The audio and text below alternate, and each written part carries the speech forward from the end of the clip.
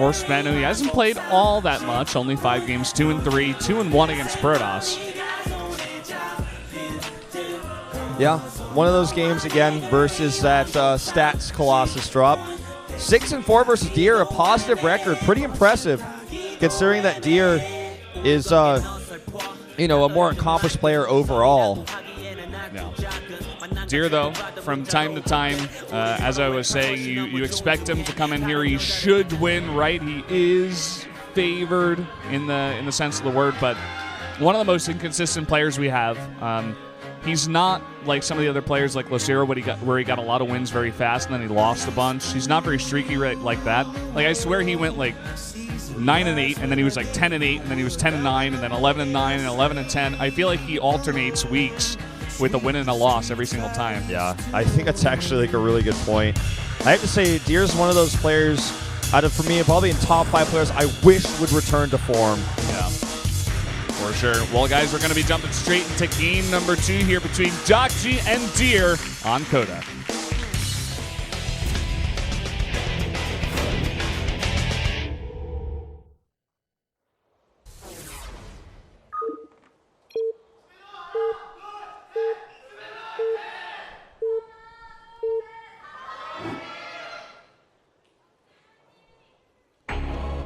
Down here in the bottom right, in the pink, from SBENU, the Terran player, it is jjakji.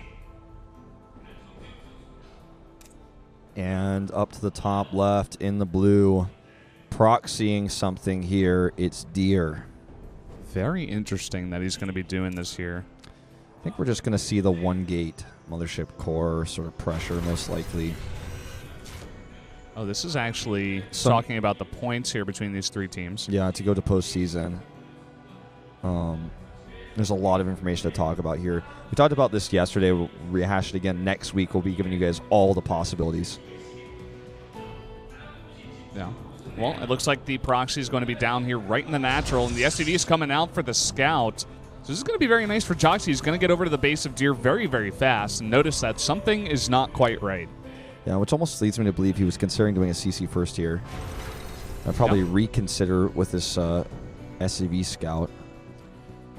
We'll see what he does. Or is he going to proxy himself? Are you serious? Is this about to happen here? We saw this exact situation happen just a few weeks ago on this exact map. I think it was Flash. He like lost his Reaper to a surrounded. Now the Protoss player will have an advantage here in almost every case, and in this case is going to have a mass advantage. This is not even that strange. This is a really common strategy on this map. We've seen it a ton in Pro League already. And what does that tell you? It means we see it even crazier amount on ladder. Now this forces the barracks to be made at home, but it's so late with gas that's totally useless, so he pulled out of gas. And this means that he can actually commit to chrono-boosted Zealots so hard and just probably win the game off of them. Well, he's going back into gas here. I think he just needs to make Reapers against the Zealots and kite forever. He's just going, yeah, that's exactly what he needs to do, but he's going to lose so many SCVs protecting that barracks building. Well, SCV going to come in here and notice something's wrong. He's going to be like, where did that probe come from exactly? Core's coming down now. And so the follow-up Stalker, the first Stalker is going to be terrifyingly strong. And he can get a second Zealot in there as well. So what he wants to do once that Reaper is out is to just send one Zealot to harass and one Zealot to stay on the Reaper. Bunch of SCVs being pulled here. The barracks does finish. He's making a Marine. Look at the positioning here on the Zealots. He has enough gas for a Reaper. Why a Marine? That's kind of interesting. I guess he wants to build up a Marine count instead of just going for the Reapers. He knows that Stalkers are going to be on the way eventually as well. That's a good point. And they're not going to be very good against the Stalker, of course. He's going to get a nice surround here on one Zealot. Yeah, if he can kill that Marine, that would be so huge, but he can't. Oh, another surrounds here on the Zealot. He's going to kill both of them. Yep. Sir Stalker is on the way, but the bunker will finish. And you know what? The bunker finishes. Look at that. Look at that thing he almost clicked on there. And he did click on. Look at that at the bottom right. That means that he's actually ahead. Because now, I know it's going to be removed in a few months, but now what jjakji could do is actually survive on this economy and outproduce Deer.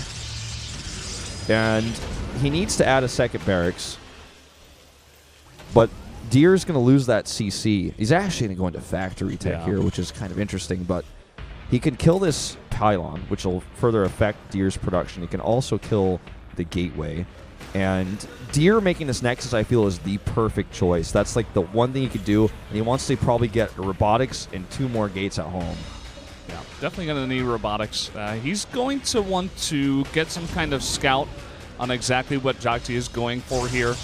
You know, a lot of different options for the Terran. Could have even just been making a CC into, you know, a bunch more barracks here. But I'm not even sure if he got a good look at the gas or how far it was along or how much jjakji is built up.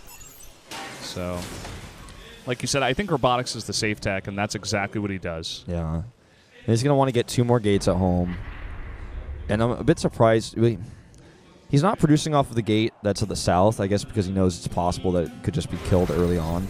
But he's even just going to walk away from it. He is now producing a Starcraft, but he waited and he wanted to spend his money on the Mothership core, build that energy, get a robotics up.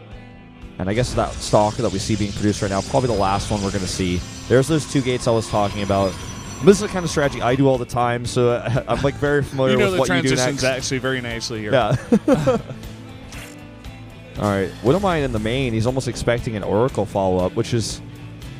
That would have been interesting. Yeah. I mean, could have possibly done damage to jjakji. It definitely would have kept him back on his side of the map as well with his Marines. Force like a big reaction. And then he could eventually go into robotics instead. I think that was also a decent choice, but like we said before, robotics was the safe choice.